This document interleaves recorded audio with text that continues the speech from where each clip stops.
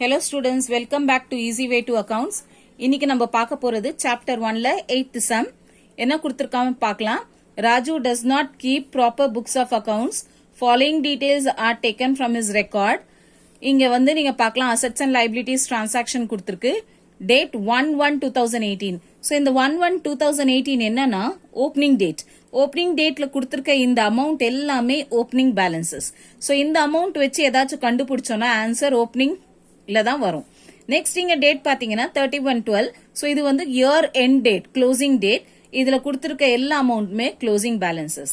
அது கீழே கொடுத்திருக்கான் during the year he introduced further capital. இந்த introduce further capital என்றது அடிஷனல் கேபிட்டல். ஸோ இது அடிஷனல் கேபிட்டலா எடுத்துட்டு அமௌண்ட் 50,000 அடிஷனல் கேபிட்டலா நீங்க நினைச்சுக்கோங்க.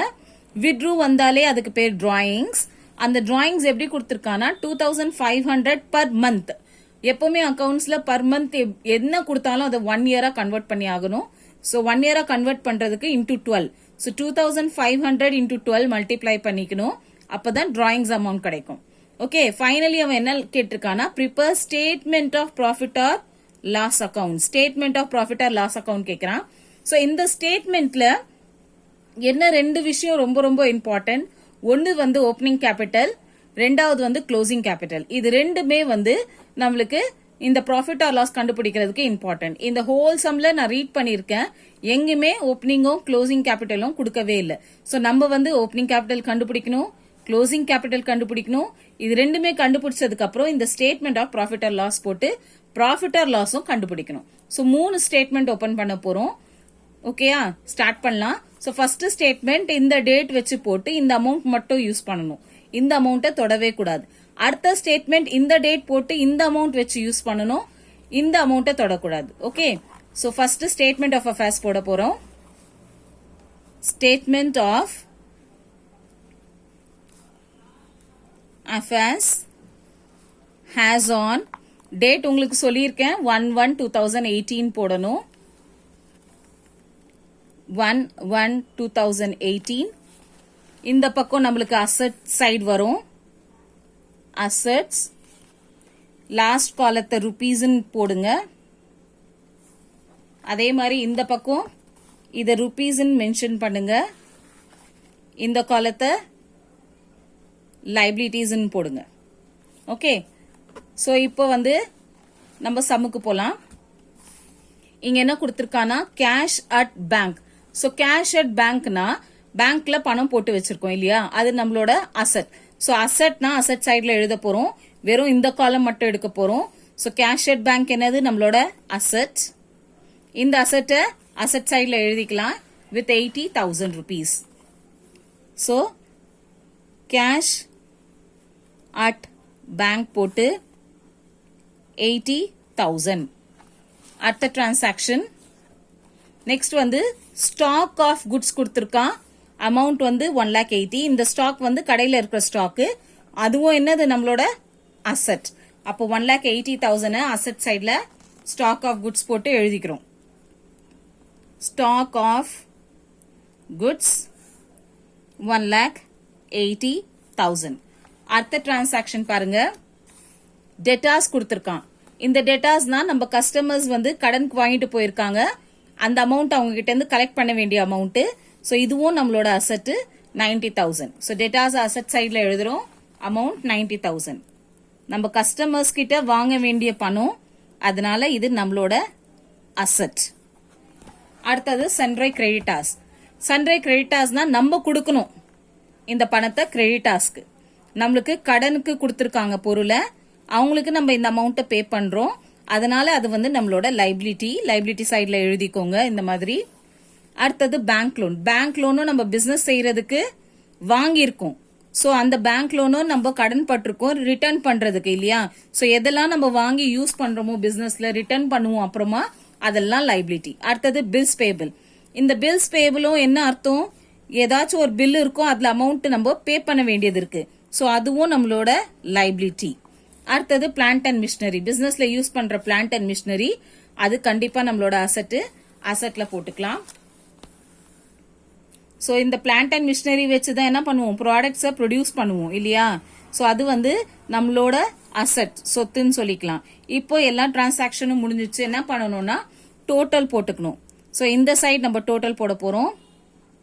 4 0 8 plus 8 16 16 plus 9 25 25 plus 7 32 3 போட்டிங்கன்னா 5,20,000 வரும். இந்த பக்கம் இந்த ஸ்ட்ரெயிட் லைன்ல கொண்டு வந்து இங்க எழுதுறோம். ஸ்ட்ரெயிட் லைன்ல எழுதணும் ரெண்டு டோட்டலும் 5,20,000. ஸோ இந்த பக்கம் டோட்டல் போடுறோம். 130 plus 60 190 190 plus 80 270. ஸோ 5,20,000ல இந்த ஆட் பண்ணீங்கன்னா 2,70,000 வருது. இதை லெஸ் பண்ணீங்கன்னா ஆன்சர் 2,50,000 வரும். இந்த அமௌண்ட்டுக்கு பேர் தான் நம்மளோட கேபிட்டல். நீங்க இத வந்து ஓப்பனிங் கேபிட்டலாவும் எழுதிக்கலாம், ஆர் வெறும் கேபிட்டல் கூட எழுதிக்கலாம். இங்க வந்து பேலன்சிங் ஃபிகர் கூட எழுதிக்கலாம். ஓகே, அடுத்தது நம்ம க்ளோசிங் கேபிட்டல் கண்டுபிடிக்க போறோம். ஸோ அந்த க்ளோசிங் கேபிட்டலுக்கு நம்ம இன்னும் ஸ்டேட்மெண்ட் ஆஃப் அஃபேர்ஸ் ஓபன் பண்ணணும். Statement of affairs as on. இந்த வாட்டி லாஸ்ட் டேட்டை எழுதுறோம், இயர் எண்ட் டேட்டை எழுதுறோம். இந்த பக்கம் அசெட்ஸ் போட்டுக்கோங்க, இந்த காலத்தை ருபீஸ் மென்ஷன் பண்ணிக்கோங்க. இப்போ இது ருபீஸ் காலம். எப்பவுமே இந்த செகண்ட் காலம் யூஸ் பண்ணீங்கன்னா பார்க்க அழகா இருக்கும். அடுத்தது லைபிலிட்டிஸ் இந்த பக்கம். இதே மாதிரி ஃபர்ஸ்ட் போட்ட மாதிரியே இந்த ஸ்டேட்மெண்ட்டும் போட போறோம். ஸோ ஃபர்ஸ்ட் என்ன கொடுத்துருக்காங்கன்னா cash at bank. So cash at bank ஃபர்ஸ்டே சொல்லிட்டேன் அசெட்னு. இந்த வாட்டி இந்த காலமோட அமௌண்ட் எடுக்க போறோம். ஸோ கேஷ் அட் பேங்க் எடுத்துட்டு 90,000 அமௌண்ட்டை எடுக்கிறோம். ஸோ அசெட்ல நம்ம எழுதிக்கணும் cash at bank amount 90,000. Amount 90,000. அடுத்தது பாருங்க, அடுத்தது என்ன கொடுத்திருக்கானா ஸ்டாக் ஆஃப் குட்ஸ் கொடுத்திருக்கான். அமௌண்ட் நீங்க பார்க்கலாம் 1,40,000 இருக்கு. ஸோ இதை முடிச்சிட்டோம், இது எழுத போறோம். Stock of goods. So stock of goods 1,40,000 எழுதிக்கிறோம். 1,40,000. அடுத்தது டெட்டாஸ். டெட்டாஸ் ஏற்கனவே நான் சொல்லிட்டேன், மீனிங்கும் சொல்லிட்டேன். அமௌண்ட் 2 lakh நம்ம அசெட் சைட்ல எடுத்துக்கிறோம். Debtors with amount 2 lakhs. அடுத்தது பாருங்க, அடுத்தது நம்மளுக்கு சன்ரை கிரெடிட்டாஸ் இருக்கு. ஸோ சன்ரை கிரெடிட்டாஸ் என்ன பார்த்தோம், லைபிலிட்டிஸ். அதனால இதை லைபிலிட்டி சைட்ல எழுதிக்கிறோம். சன்ரை கிரெடிட்டாஸ் என்ன அமௌண்ட் கொடுத்துருக்கு இந்த வாட்டி 195. ஸோ 195 இங்க போட்டுக்கிறோம். அடுத்தது பாத்தீங்கன்னா என்ன கொடுத்துருக்கு பேங்க் லோன். ஸோ இந்த பேங்க் லோன் நம்மளோட லைபிலிட்டிஸ் அமௌண்ட் வந்து 60,000. ஸோ இந்த 60,000 இங்க எழுதிக்கிறோம். Bank loan 60,000. அடுத்தது பாத்தீங்கன்னா பிளான்ட் அண்ட் மிஷினரி லாஸ்டா கொடுத்துருக்கு அமௌண்ட் 1,70,000. இந்த அமௌண்ட் எழுதிக்கிறோம். சாரி, பில்ஸ் பேபிள் விட்டு போச்சு. பில்ஸ் பேபிள் எழுதுறோம்.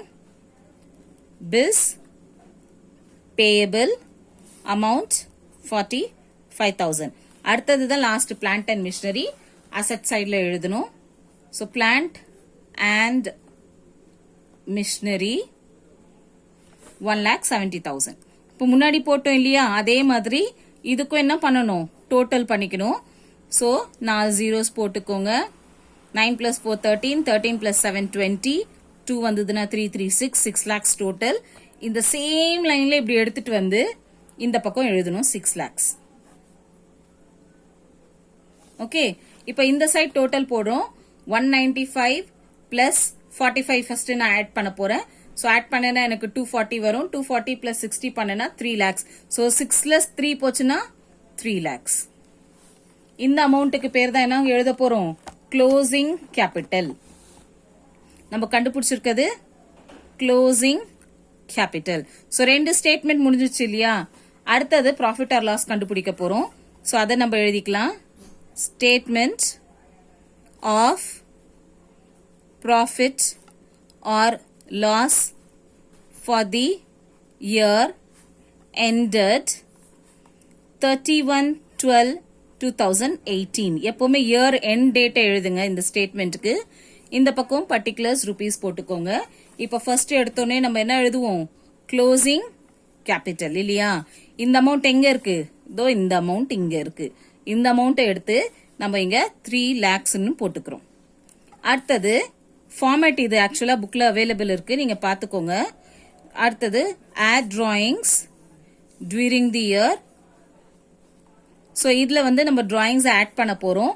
கொஸ்டின்ல நான் ஏற்கனவே சொல்லிட்டேன், இந்த விட்ரூ வந்த டிராயிங்ஸ் இங்க 2500 கொடுத்துருக்கு. பர் மந்த் இருக்கிறதுனால இன்டூ 12 போடுங்க. நீங்க பார்க்கலாம் 25 into 2 zeros. So first 12 into 25 போட போறேன். இது நம்மளுக்கு 300 வருது. இந்த 2 zeros இங்க ஆட் பண்ணிக்கோங்க. 30,000 ஆன்சர். ஸோ அந்த 30,000 இங்க நான் போட்டு ஆட் பண்ணிக்க போறேன். 3,30,000. இப்போ அடுத்த ஸ்டெப் பாத்தீங்கன்னா less additional capital introduce during the year இல்லையா. சோ இந்த additional capital introduced during the year சம்ல நான் சொல்லியிருக்கேன். introduce further capital வரது additional capital எடுத்துக்கோங்க. amount 50,000. சோ அந்த 50,000 இப்ப நான் இங்க எழுதிக்க போறேன் 50,000. சோ இதை நம்ம லெஸ் பண்ண போறோம். இங்க ஃபார்மேட்ல கொடுத்திருக்கு லெஸ்ன்னு, இங்க ஃபார்மேட்ல லெஸ்ன்னு கொடுத்திருக்கு. சோ லெஸ் பண்ணிக்க போறோம். சோ இந்த 3,30,000 இருந்து 50 போச்சுன்னா 2,80,000. இந்த அமௌண்ட்டுக்கு பேர் தான் adjusted closing capital. ஃபைனலா நம்ம வந்து ஓப்பனிங் கேபிட்டலை லெஸ் பண்ணிக்கணும். Less opening capital. Opening capital பாத்தீங்கன்னா நம்ம இங்க கண்டுபிடிச்சிருக்கோம், ஏற்கனவே ஓப்பனிங் கேபிட்டல் போட்டிருக்கோம் 2,50,000. ஸோ இந்த அமௌண்ட்டை ரவுண்ட் பண்ணிக்கிறேன். அப்போதானே உங்களுக்கு தெரியும் இந்த அமௌண்ட் கீழே எழுதுறோம். நீங்க ஆன்சர் ரவுண்ட் பண்றதுல தப்பே இல்லை. ஸோ 2,50,000 நீங்க போட்டுக்கோங்க. ரெண்டுத்தையும் லெஸ் பண்ணீங்கன்னா 30,000 ஆன்சர் பிளஸ்ல வருது. 2,80,000 மைனஸ் 250 நீங்க பார்க்கலாம் பிளஸ் 30 வந்திருக்கு. ஸோ இந்த பிளஸ் வந்தா ஆன்சர் வந்து ப்ராஃபிட், மைனஸ்ல வந்தா ஆன்சர் வந்து லாஸ்ன்னு போட்டுக்கோங்க. ஸோ பிளஸ்ல வந்ததுனால ப்ராஃபிட் ஃபார் தி இயர். இந்த சம் புரிச்சிருந்தா, அண்டர்ஸ்டாண்ட் ஆயிருந்தா please like, subscribe and share. Thank you.